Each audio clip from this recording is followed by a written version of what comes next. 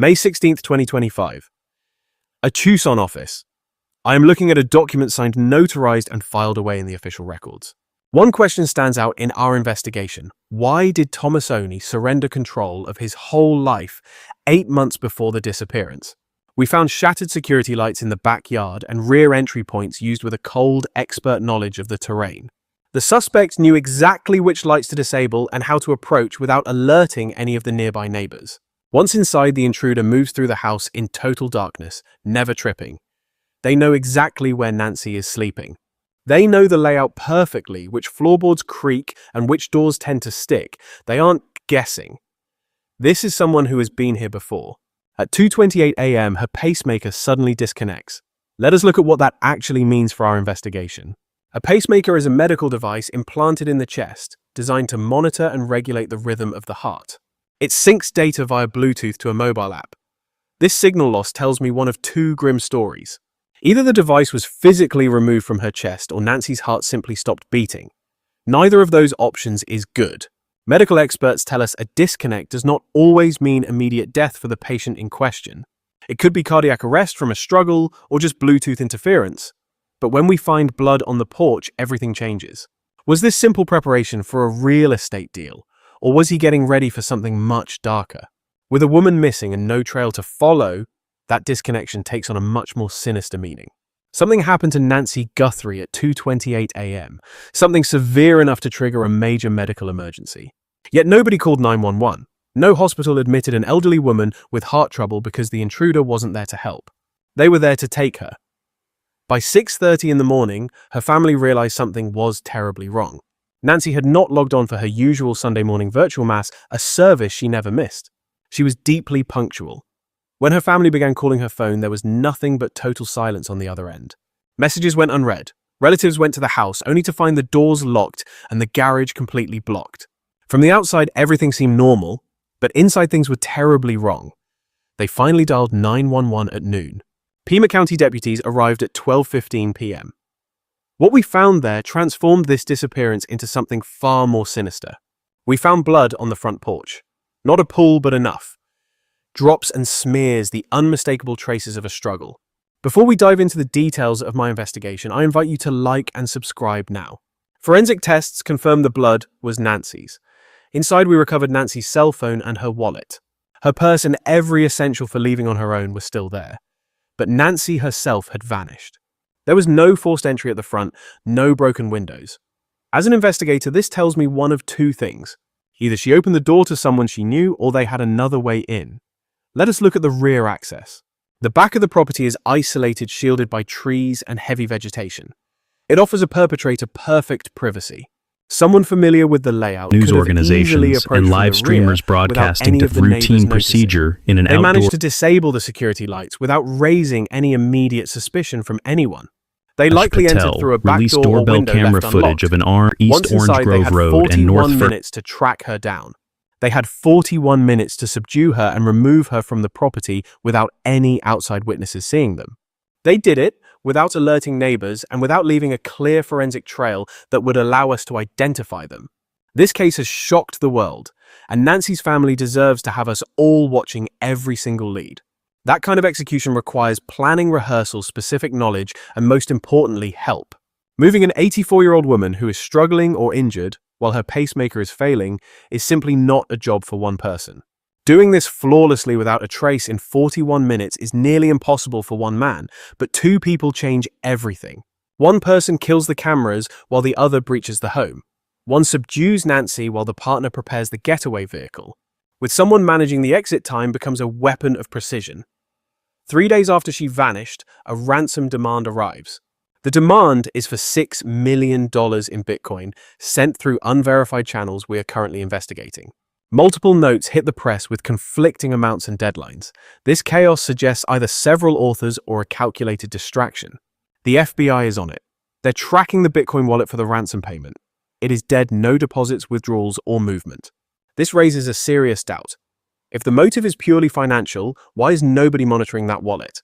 Why is there no attempt to collect? We are looking at two distinct options. Turn on notifications because when the FBI releases new evidence, you and I need to be ready. The ransom is a setup designed to lead us astray, making us chase money while the real motive is something else entirely. Or the ransom is real, but they are waiting for the police heat to die down before they risk a payout. Either way, the ransom is just noise. The truth is in the house during those 41 minutes between cameras and the pacemaker. The answer lies with those who have knowledge, access, and motive. Let's look at that black glove. 2 miles from Nancy's home, we found a single black glove, the generic kind sold at any local hardware store. It is common enough to belong to anyone, but it contains male DNA, a profile that remains unknown to us. No hits in the FBI database. This DNA doesn't belong to a known offender or anyone who has been through the system. It is not someone on our radar. We are dealing with a clean record or someone who has never been caught. Think about that spot 2 miles away. That is not where you accidentally drop evidence or lose a glove during a struggle. That is where you ditch something on purpose. You have cleared the area and put real distance between yourself and the crime. It is not about whether Tommaso Cioni is guilty yet or if that legal paper proves a crime. Once you are far enough to feel safe from the primary scene, you purge any evidence that could link you back. But here is the interesting part about that glove. If Tommaso Cioni actually orchestrated Nancy's disappearance, he didn't need it. His DNA wouldn't be on that glove. Tommaso does not need them. He is not the one breaking into the house at night. He is not the one cutting the security feed or dragging her out. His DNA is already all over that property. He has lived there for 20 years. His presence is expected. It is perfectly explainable to us. If Tommaso is the architect, he provides the blueprints and camera locations while someone else gets their hands dirty in the gloves. Someone off the grid. A person with a criminal history who, for whatever reason, never had a DNA sample on file. Someone like Dominic Evans. February 13th, 2026. FBI agent Kash Patel steps to the podium for a press conference. He reveals they have recovered doorbell footage from Nancy Guthrie's home. Images we all thought were lost to the digital void. The recordings were sitting on external servers despite Nancy never paying for a monthly subscription to the service. It is the timing. When you hand over your money and medical decisions, you are sending a signal. The video shows a masked figure on the porch, the knocking, and the deliberate way he keeps his face hidden. But there is a detail in that footage that our behavioral analysts flagged immediately. It was the subject's confidence. That silhouette is not moving like a common burglar stepping into an unknown house for the first time. He moves like he owns the place, like he has walked this path before and knows exactly where every camera sits. He knows how to play them. Our analysts call it ownership behavior. Watch how this subject approaches the porch. That casual touch to the camera, no hesitation. He is not scouting the area, he is confirming what he already knows. That behavior tells us something critical. This person had been inside Nancy's home before and likely more than just once. They were comfortable there. Now let us look at the power of attorney that surfaced publicly on February 10th. 9 days after she vanished, an account tracking the case posted it on X. It is not verified, but the paperwork looks legitimate. May 16th, 2025. Tommaso Cioni is listed as the principal granting a durable power of attorney to his wife, Annie Guthrie. You are stating that if you cannot act or if you have to disappear, everything is covered. The document gives Annie total financial control, property rights, and personal authority, even if Tommaso were to become incapacitated. Legal experts will tell you this is just a standard and routine piece of legal paperwork. It is the kind of thing signed every day in typical real estate transactions. But investigator St. James Hartline, a veteran in the citizen journalism world, offers us a different reading. He points to 3 potential motives for Tommaso's move. First, potential mental health struggles. If Tommaso was facing a psychological crisis, he would want Annie managing his affairs. Or it is preparation for flight. If he was planning something illicit and knew he would have to run this power of attorney, secures his financial management. It ensured that an outside party could still pull the strings on all his financial assets if he vanished. If he saw a legal freeze coming, giving Annie control created a legal separation between him and the money. She could move cash or sell property while we investigated Tommaso. Look at the date, May 16th, 2025. Someone else is in charge.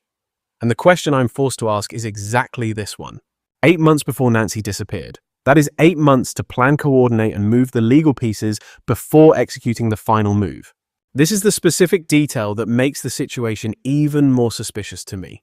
Nancy was scrutinizing her own financial statements during that exact period. She was uncovering several deeply unsettling irregularities. Cash was vanishing, and unauthorized transactions were surfacing.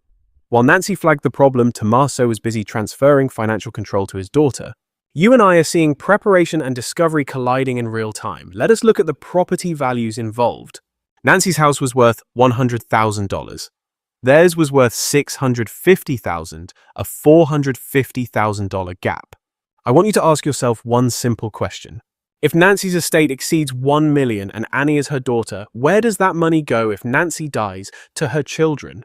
This means Annie stands to inherit a fortune. But if Nancy was planning to revoke that power of attorney or lock her accounts, if she was preparing to rewrite her will or cut off financial access, that massive inheritance suddenly becomes very uncertain. What was Tommaso Cioni preparing for in May 2025? Consider what a durable power of attorney entails. The clock starts ticking. She calls her attorney on January 31st at 7:40 p.m. They schedule a meeting for February 3rd. She vanishes on February 1st. That leaves exactly 48 hours between the call and the appointment. 48 hours to stop her. There were only 48 hours left to take action before losing financial control of the situation forever. The FBI has processed 13,000 different leads since the day Nancy went missing. My team and I searched Annie and Tommaso's property multiple times, seizing vehicles and collecting every piece of evidence available. We questioned neighbors and business partners, but there are no arrests because leads are not proof. Suspicion is not evidence. As investigators, we need one of three things: a confession, an eyewitness or forensic evidence linking a suspect to the kidnapping scene. That DNA on the glove is evidence, but without a positive match in the system, it is just another dead end. The power of attorney looks incredibly suspicious to me, but legal experts claim it is just routine paperwork. The behavioral analysis of that masked figure is chilling, but it does not prove identity. It is all circumstantial and nothing is definitive. On this routine Thursday, Tommaso Cioni surrenders total legal control of his entire life, including his private finances. It gives Annie absolute control over his bank accounts, not just their joint assets or shared properties. This is why the case remains open and unsolved 11 weeks after Nancy first disappeared. But here is what we know for certain. Someone familiar with Nancy's home took her within a precise 41-minute window. Someone disabled those cameras with a level of expertise that suggests they were totally familiar with the technology. Someone knew Nancy's daily routine well enough to strike exactly when she was alone and most vulnerable. Someone accessed that property multiple times before the snatch. You can see the confidence in those doorbell videos. And someone had a very strong motive to prevent Nancy from making it to that meeting on February 3rd. That document does not prove Tommaso Cioni is a killer, but it shows he was preparing for something 8 months before she vanished. Whether that preparation was innocent or something cold and calculated is the great unanswered question in this file. Let us piece this together. On May 16, 2025, Tommaso officially transfers power of attorney to Annie. Nancy finds the money trail in 2025. On January 31st, she calls to revoke the power. February 1st, she vanishes. His real estate and the power to buy, sell, transfer, or even hide any valuable asset he owns.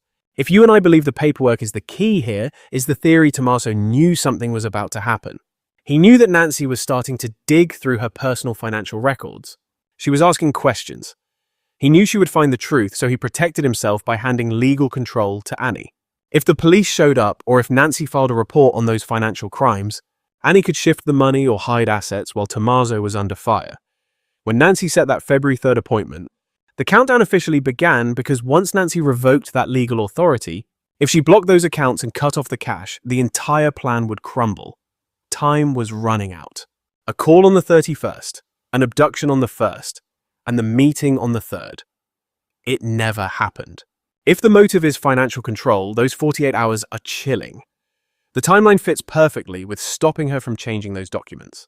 If she had to be gone before she could act, it all makes sense. But there is another interpretation possible here. It stays active even if he is incapacitated, arrested, or if he suddenly decided to go on the run. Perhaps the power of attorney is nothing more than routine paperwork for a standard real estate transaction. Maybe Tommaso signed it months ago to handle a mortgage or buy a property. Perhaps the timing is pure coincidence. It is possible that Nancy's disappearance has absolutely no connection to Tommaso at all. Maybe that masked figure is a total stranger, a random criminal who targeted an elderly woman living alone for a ransom. Perhaps the glove with the unknown DNA belongs to him. Maybe we are misinterpreting the confidence seen in those videos. It is possible that we as investigators are focused on the wrong people entirely. But something doesn't fit the profile. Street thugs don't take out security cameras with that kind of surgical precision. A stranger wouldn't know the pacemaker's exact disconnect window or navigate a pitch-black house without tripping once. Petty criminals don't know which rear floodlights to kill. They rarely leave behind such a sterile crime scene. This wasn't random, it was orchestrated. The question isn't whether the abduction was planned. That document remains active today while Nancy Guthrie's case stays unsolved, meaning if Tommaso Cioni needed to move money right now, the real question is this: who had 8 months to prepare stick with me, because as of April 2026, the case remains cold. No handcuffs have been slapped on anyone. No public persons of interest. The Bureau is still processing DNA evidence and scouring various genetic genealogy databases. They are currently building family trees to identify the male DNA found on that glove. Sheriff Chris Nanos has repeatedly stated everyone remains a suspect. We are vetting everyone who had contact with Nancy, but so far no charges have been filed. The Gore family is offering a $1 million reward for any tip that brings her home. 2 tip lines are active. The Bureau is waiting for calls, but rewards and tips alone don't always solve cases. Evidence is what closes cases. Right now we are waiting for that DNA trace to finally expose whoever wore that glove. A witness who finally finds their voice, or a confession from someone crushed by the weight of their own guilt. That power of attorney document is still the center of intense public and legal speculation. If he needed to liquidate assets or had to rely on someone with full legal authority on the outside. On Reddit and ex-digital detectives dissect every detail. Some see proof of premeditation, while others call it routine paperwork.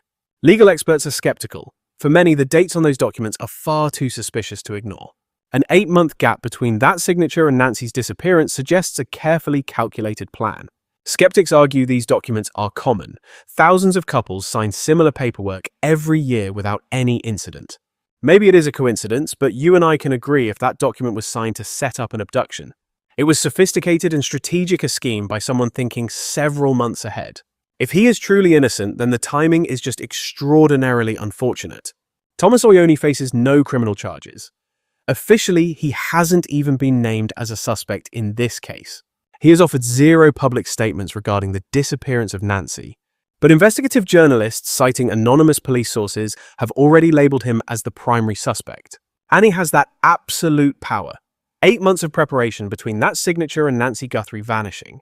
That label, though unofficial, has tainted public opinion. Online, they are watching his properties, his socials, and every association he has. The pressure is immense, and that is usually what breaks a case. 2 accomplices means 2 people carrying the burden, 2 people who know exactly what happened. 2 who can't talk to anyone else, forced to trust each other blindly. And that kind of trust is always fragile. That $1 million reward changes the entire math. It is no longer about staying out of prison, it is about the money. And money talks. If someone close to Thomas knows something, if they helped or saw something, that reward is a massive incentive. Turn in the culprit, take the $1 million, and vanish. It is a very simple calculation. Somewhere in Tucson, someone is likely doing that math right now. Nancy Gore rebuilt her life after becoming a widow. She raised 3 kids alone, worked 20 long years to give them a future. She was their rock. She spent 50 years in Tucson, building a life of faith and community. 50 years in the same house she bought back in 1985, right until someone forced her to leave. What else happened during that window? What was being planned behind the closed doors of that home? The cruelest part, Nancy was just trying to protect herself. She spotted the red flags, asked the right questions, and even called her lawyer. She did everything right. But it wasn't enough.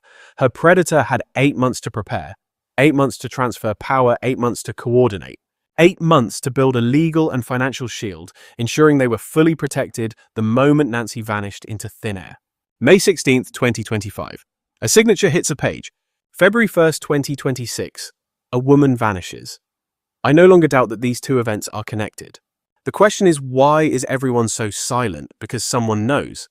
Someone was there. Someone helped with the plan, the execution, or the final result. That person carries a heavy burden.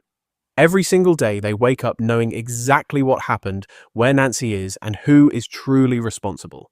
Each day, they choose between silence or the truth. The Bureau is waiting. Nancy's family is waiting too. And somewhere in Tucson, the one who signed those papers is waiting. waiting to see if the DNA betrays them. A property worth $650,000 so close to Nancy's house. This is the only certainty. Waiting for someone to talk, waiting to see if 8 months of planning was enough to commit the perfect crime. If this investigation has left you uneasy, leave a like and subscribe to stay on the trail with us. Nancy Guthrie deserves answers, and justice requires voices that refuse to forget. We will reconvene for our next case soon. Tell me, how long do you believe a person can carry the crushing weight of the truth before the evidence finally forces its way out into the light? Someone knew Nancy's daily routine perfectly. Someone was very familiar with the layout of her home. They knew when to strike with surgical precision, and they had 8 full months to plan it out. His properties and personal business. Every asset legally transferred to his wife, Annie Guthrie. I want your professional analysis. Do you think the power of attorney is linked to Nancy's disappearance or just a coincidence? Share your theory. Your fresh eyes might offer a perspective that our investigation has missed so far. When DNA results come in or someone finally talks, we want you here to uncover the truth together. Nancy Ellen Long was born on January 27, 1942 in the state of Kentucky. She grew up near Cincinnati, attended Catholic schools, and carried a quiet dignity that defined her entire life. She met Charles Guthrie on a blind date at a University of Kentucky basketball game. Years later, her daughter Savannah recalled that Nancy knew with absolute certainty the moment she saw Charles. She knew he was the man she would marry. And she was right. Charles was a respected mining engineer. His career took them across continents. They lived in Melbourne, Australia, where Savannah was born in 1971. By the mid-70s, the family finally settled in Tucson, Arizona, to build a life centered on their faith. It is a durable power of attorney. To most, it looks like standard office paperwork, nothing more. They bought the house in Catalina Foothills in 1985, a property now worth $1.1 million.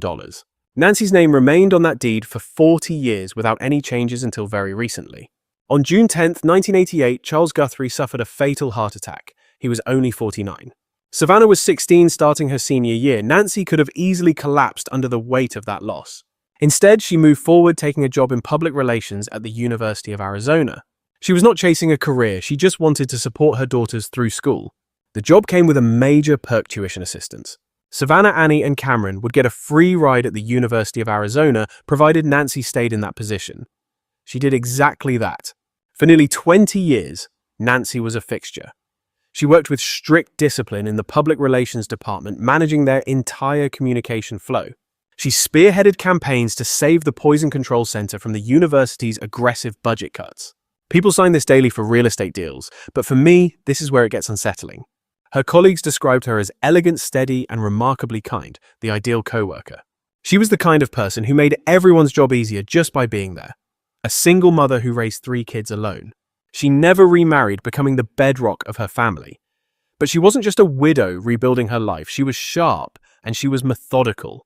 This was a woman who balanced her books down to the cent. She scrutinized every single financial statement. She noticed when things didn't add up. And months before she vanished into thin air, Nancy began spotting irregularities. Unauthorized transactions, mystery bank accounts, and funds being moved without her consent. Red flags everywhere. Years earlier, Nancy had granted someone power of attorney over her finances. A decision she would come to regret. We don't have the exact timeline, but let's look at what we've uncovered together so far. By the end of 2025, Nancy was no longer comfortable with the arrangement. She started asking questions about where her money was going, who had access, and documents that bore her signature, but not her ink. 8 months later, Annie's mother mysteriously vanishes from the safety of her own home. Former colleagues say she wasn't the type to make serious accusations without proof. This wasn't paranoia. She wasn't confused, she was calculating. If Nancy said something was wrong, we take that as a lead. On January 31st, 2026, at 7:40 p.m., Nancy Guthrie placed a call to her attorney. She left a brief professional message. She needed to make a significant change because she didn't feel secure anymore. She wanted an emergency meeting scheduled immediately. The date was set for February 3rd, just 3 short days away. She planned to revoke that power of attorney, reclaim her finances, and freeze her accounts before another dollar vanished. But she never made it to that meeting. Less than 6 hours after that call, Nancy Guthrie vanished from her own house. Let's look at the family left behind. Annie Guthrie, Nancy's eldest, is a poet. a jeweler and advertising director at Core Press in the university's Poetry Center, following in her mother's professional footsteps. Annie married Tommaso Cioni back in 2006. After 20 years of marriage, they have one child. Nancy Guthrie, age 84, vanishes into thin air during the early hours of February 1st, 2026. They live in Tucson, barely a 10-minute drive from Nancy's house, close enough for frequent visits, close enough to know her routine and have their own keys. Their home is valued between $650,000 and $1 million. It's worth less than Nancy's place, but still substantial. Tommaso works as an advanced biology teacher at a local high school. He teaches human physiology, cardiovascular systems, DNA, and most interestingly, forensic science. That's a specialized skill set when cleaning up a crime scene with blood but no body. He's also been a musician for 19 years. He plays in a band called Early Black alongside Walter Goncalves and Dominic Evans. Dominic Evans, remember that name. He has a rap sheet for trespassing, robbery, theft, and embezzlement in Pima County. This means Tommaso Cioni spent 19 years in close contact with a man who knew how to break into houses and evade the law. 19 years of built-in trust. 19 years of non-verbal coordination forged through music. The kind of trust where you could ask for help with something difficult. Blood on the porch, a disconnected pacemaker, a masked figure caught on the doorbell camera. Let's stick to the facts for now. You and I need to go back to January 31st, 2026. Nancy had dinner with Annie and Tommaso that evening. Just a typical family meal with nothing out of the ordinary. Nancy, her daughter, and her son-in-law shared a meal like always. Around 9:30 that night, Tommaso drove her back home. He pulled into the driveway and walked her to the door. She entered through the garage and he left. It's all documented. Tommaso Cioni was the last person to see Nancy Guthrie alive. 6 hours later, at 1:47 a.m., the camera went dark. 41 minutes later, at 2:28 a.m., her pacemaker stopped transmitting data. By dawn, Nancy was gone. February 1st, 2026, at 1:47 in the morning. That's when Nancy's security camera gets disconnected. It didn't malfunction. Someone intentionally disabled it, someone who knew exactly how the system worked and where the cameras were hidden. Then there was movement. We know this because the FBI later recovered residual footage stored on central servers. It's video that shouldn't exist, images the equipment shouldn't have saved because the subscription had already expired. As we piece this timeline together and look at who had access and who knew too much, but technology has a way of holding on to ghosts. The footage reveals a figure with their face covered, wearing gloves and carrying a common backpack with reflective strips sold at stores like Walmart. It is a generic bag designed to blend in. The figure approaches the front door and strikes the security camera. Knock, knock. No violence or aggression here. Just two precise taps, like a professional checking if the gear is live. They are confirming the camera's position before disabling it. Then the figure simply walks away. This is not the end. It is only the prologue, because 46 minutes later, the security camera is completely shut down. Nancy's home becomes a black box with no video or audio, just 41 minutes of absolute and intentional darkness. Let us reconstruct the scene inside. Nancy Guthrie is in her bedroom, likely asleep or trying to find rest. She is 84 years old, wears a pacemaker, and lives completely alone in the house she has always known. Between 1:47 and 2:28 a.m., an intruder gains entry not through the front door, but the rear.